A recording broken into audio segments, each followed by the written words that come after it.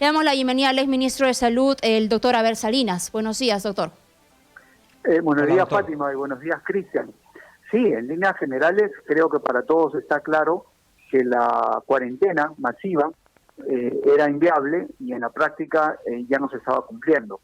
Y de hecho, creo que ahora que se tiene que cambiar a un tema mucho más focalizado por algunas áreas geográficas, localidades, o por grupos de edades o grupos laborales, ahí vamos a tener esta vez que acompañar esa focalización, esa cuarentena focalizada, con otras estrategias que lamentablemente no pudimos utilizar por muchas razones en su momento adecuado, como son, por ejemplo, el muestreo con pruebas moleculares para hacer diagnóstico de ahí donde sabemos que hay, donde está el virus, donde podemos cercarlo y pudiéramos, por lo tanto, hacer un control comunitario, domiciliario, y acompañarlo de un mensaje de protección, de medidas mucho más claros, menos controversiales, más ayuden mucho más a controlar la...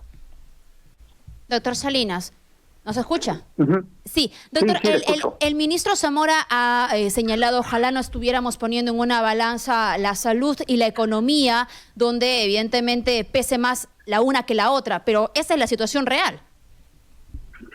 Sí, desde luego. Es que además la salud no es ajena a la economía.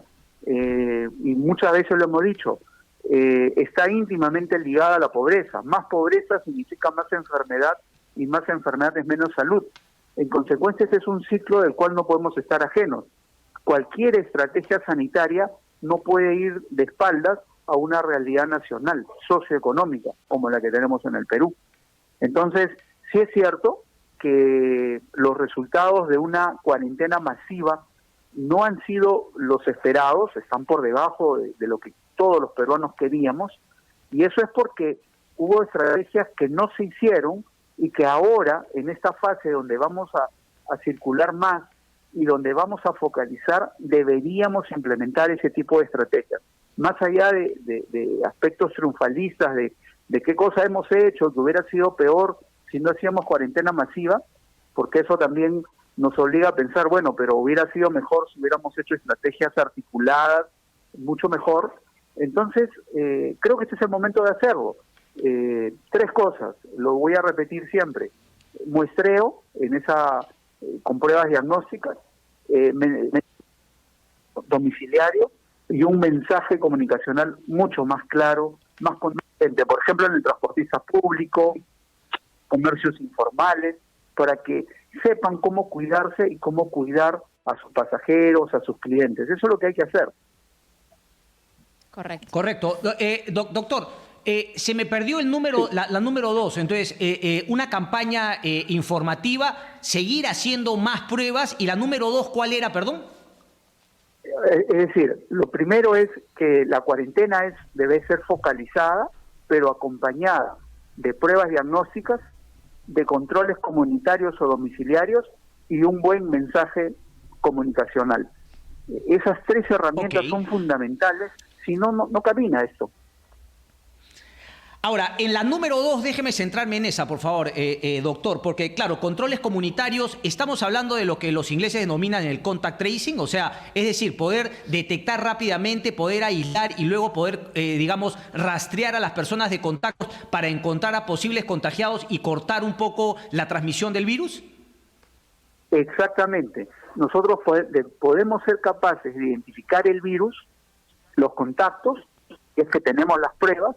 Podemos hacer la organización comunitaria con los gobiernos locales, comunidad organizada, con los establecimientos de salud de primer nivel que los hemos dejado de lado y nos hemos empeñado en el tercer nivel, en camas de UCI, en ventiladores, etcétera, y nos hemos olvidado de ese primer nivel, donde inclusive podemos hacer que podemos cuidar al paciente y además inclusive pudiera no automedicarlo, pero sí medicarlo para evitar que la enfermedad progrese, que la enfermedad se agrave y que requiera hospitalización.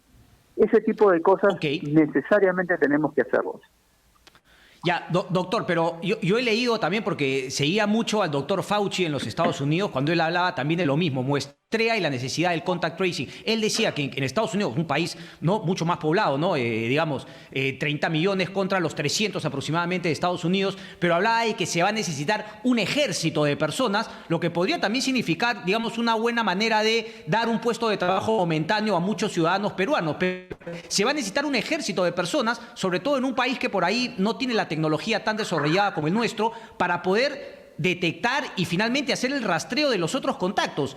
Creo que no se ha empezado todavía. O sea, doctor Salinas, hemos estado 3 meses justamente dedicados a este tema de los hospitales, de las UCIs, 3 meses para llegar a un acuerdo con las clínicas privadas, pero me parece, y usted me corregirá, quizá tenga más información que yo, que no se ha empezado ni con juntar a este ejército, digámosle, de personas que puedan hacer el contact tracing, ni en prepararlas, ni en darles los materiales disponibles. Por lo tanto, ¿por qué creer que esta medida se va a tomar ahora?